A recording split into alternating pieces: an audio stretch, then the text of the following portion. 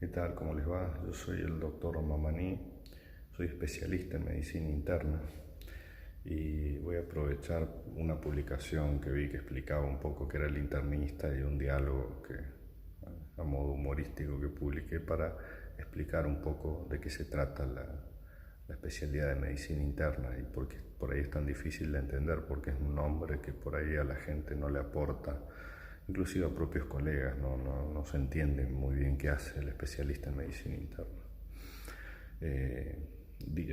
Aclarando en la cuestión moderna, digamos, en la medicina moderna, hay dos grandes ramas de la medicina: la que se encarga de todo lo que no sea quirúrgico y la que se encarga de todo lo que sea quirúrgico. Esas son las dos grandes ramas en las que se divide la medicina en general. Esas dos ramas tienen como especialidades madres. La especialidad madre de lo no quirúrgico es la medicina interna y la especialidad madre de lo quirúrgico es la medicina general, la cirugía general. De la medicina interna entonces se desprenden las otras especialidades. En términos académicos, no en términos reales, porque después las especialidades son independientes entre sí, pero en términos de conocimiento.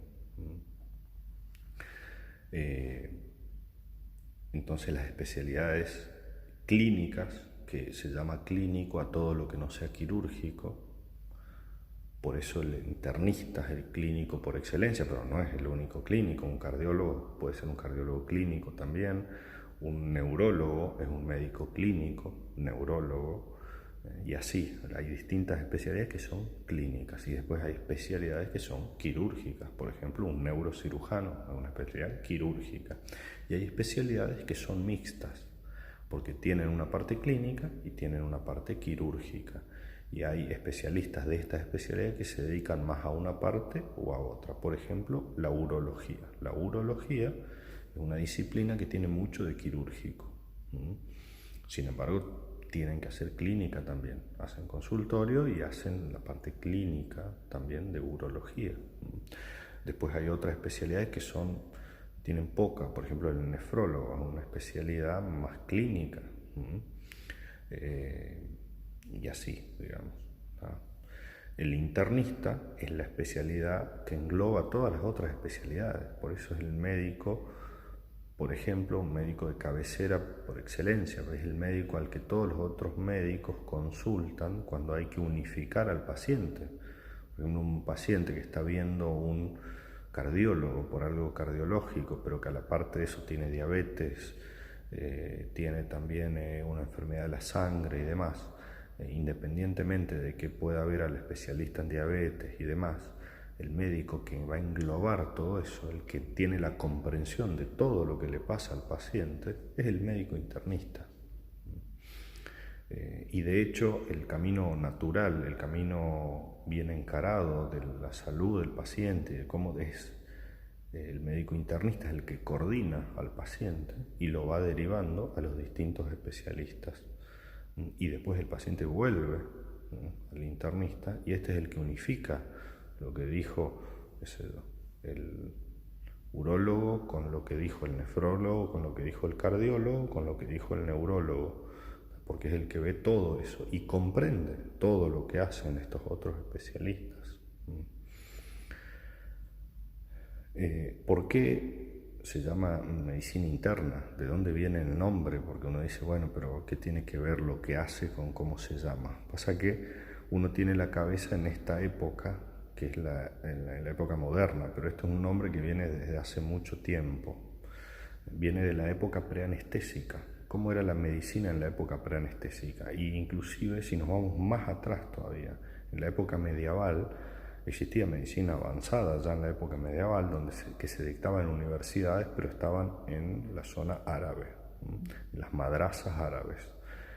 Europa todavía estaba en la edad oscura, digamos, pero ya Arabia tenía sistema de residencias, tenía sistema de hospitales, escuela y demás. En esa época no existía la anestesia, entonces los médicos eran los internistas solamente, ellos eran los médicos, y hacían lo que se llamaban medicina interna. ¿Por qué?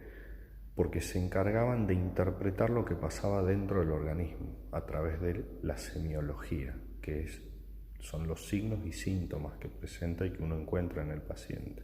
Entonces uno, en base a ese examen físico que uno hacía, uno interpretaba lo que pasaba por dentro del paciente, adentro, internamente, porque no había acceso adentro de otra forma más que esa. Entonces el internista, justamente escuchando al paciente, palpándolo, decía: no, tiene esto, tiene lo otro, tiene una neumonía, tiene una enfermedad del costado, que no se hacía nada en ese momento, que era lo que después se llamó apendicitis, se morían, etc. Y de lo de afuera, lo interno era el médico internista, y de lo de afuera se encargaba lo que era una especie de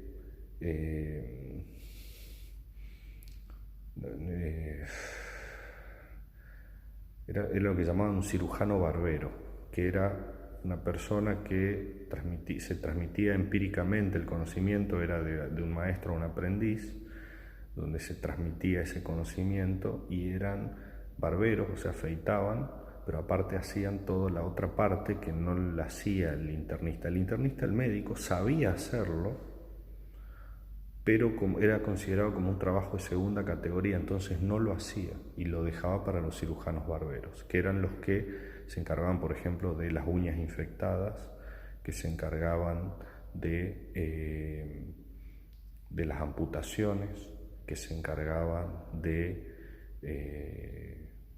afeitar, de cortar el pelo, por ejemplo, de las lesiones traumáticas, de las quebraduras, de fijar las quebraduras. Bueno, todo eso hacía el cirujano barbero. Por eso el cirujano, que era el que cortaba, el que operaba, se encargaba de lo de afuera, y el médico, que era el internista, se encargaba de lo de adentro. Por eso era internista. ¿Qué pasó? Ese concepto se mantuvo hasta que se avanzó en la cuestión quirúrgica, inclusive en la era preanestésica. Se avanzó lo suficiente para que los médicos empezaran a operar ya más avanzado.